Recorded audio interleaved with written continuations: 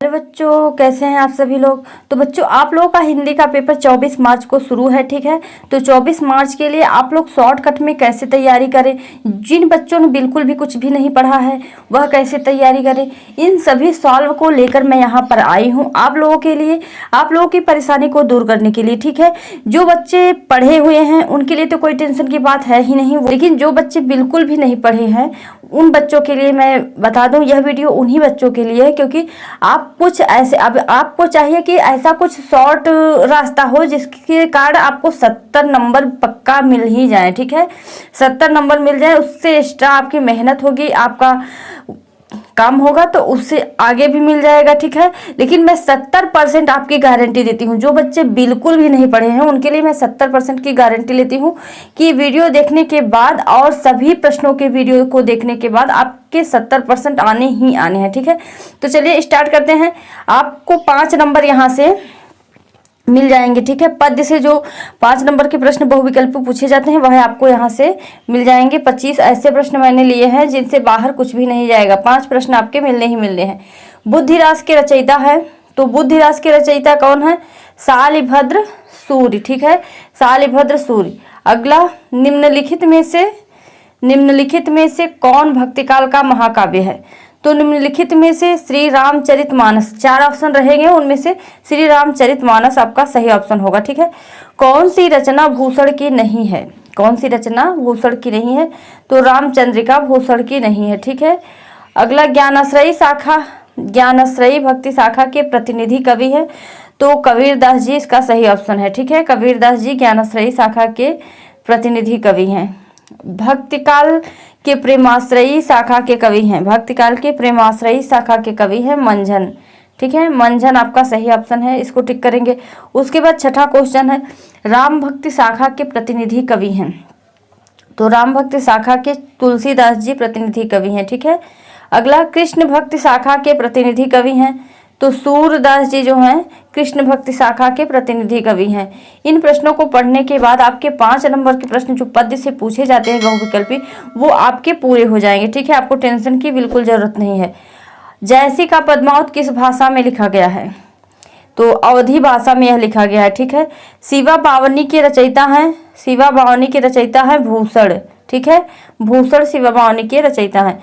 प्रेम माधुरी के रचयिता हैं, प्रेम माधुरी के रचयिता भारतेंदु हरिश्चंद्र हैं। और कला और बूढ़ा चाँद के रचयिता हैं, कला और बूढ़ा चाँद भी बहुत ज़्यादा पूछा जाता है, ठीक है, सुमित्रा नंदन पंत। कला और बूढ़ा चाँद सुमित्रा नंदन पंत के द्वारा लिखा गया है। खड़ी बोली का प्रथम महाकाव्य है, यह प्रिय प्रवास है, ठीक है। सांध्य गीत संग्रह है, तो सांध्य गीत संग्रह है, तो किसका संग्रह है? महादेवी वर्मा का, ठीक है। और छायावाद काल का समय माना गया है, छायावाद काल का समय माना गया है, तो यह माना गया है 1918 से 1938 तक, ठीक है। और तार सप्तक का प्रकाशन वर्ष है, तार सप्तक का प्रकाशन वर्ष है 1943, ठीक है। नई कविता का आरंभ माना जाता है, तो नई कविता का आरंभ 1951 से माना जाता है। और तीसरा सप्तक का प्रकाशन वर्ष है 1959, ठीक है। और दूसरा सप्तक का प्रकाशन मैं आपको बता दूं, दूसरा सप्तक 1951, ठीक है, दूसरा सप्तक प्रकाशन है। द्विवेदी युग की कविता को कहा जाता है, द्विवेदी युग की कविता को कहा जाता है इतिवृत्तात्मक, ठीक है। और छायावादी युग की कविता को क्या कहा जाता है? स्वच्छंदतात्मक, ठीक है। संसद से सड़क तक, यह आपके प्री बोर्ड में पूछा भी गया है, संसद से सड़क तक, तो इसकी रचना धूमिल ने की है, ठीक है। छायावाद के प्रवर्तक माने जाते हैं जयशंकर प्रसाद, सही ऑप्शन है। रामधारी सिंह दिनकर को ज्ञानपीठ पुरस्कार प्रदान किया गया, रामधारी सिंह दिनकर को ज्ञानपीठ पुरस्कार प्रदान किया गया उर्वशी पर, ठीक है। कौन सी कृति पर? उर्वशी पर। सुमित्रा नंदन पंत को साहित्य अकादमी पुरस्कार मिला था, किसके लिए? कला और बूढ़ा चाँद के लिए, ठीक है। कला और बूढ़ा चाँद के लिए सुमित्रा नंदन पंत को साहित्य अकादमी पुरस्कार मिला था। पल्लव के रचयिता हैं, ध्यान दीजिए, पल्लव के रचयिता कौन है? सुमित्रा नंदन पंत। पल्लव के रचयिता सुमित्रा नंदन पंत है, ठीक है, इसका सही ऑप्शन है। तो ये 23 प्रश्न जो हमारे हैं, इनको आपको पढ़ने के बाद आपको किसी और प्रश्न की जरूरत नहीं पड़ेगी, ठीक है। इनमें से ही आपका 5 नंबर फंस जाएगा, ठीक है, आपका 5 नंबर मिल जाएंगे।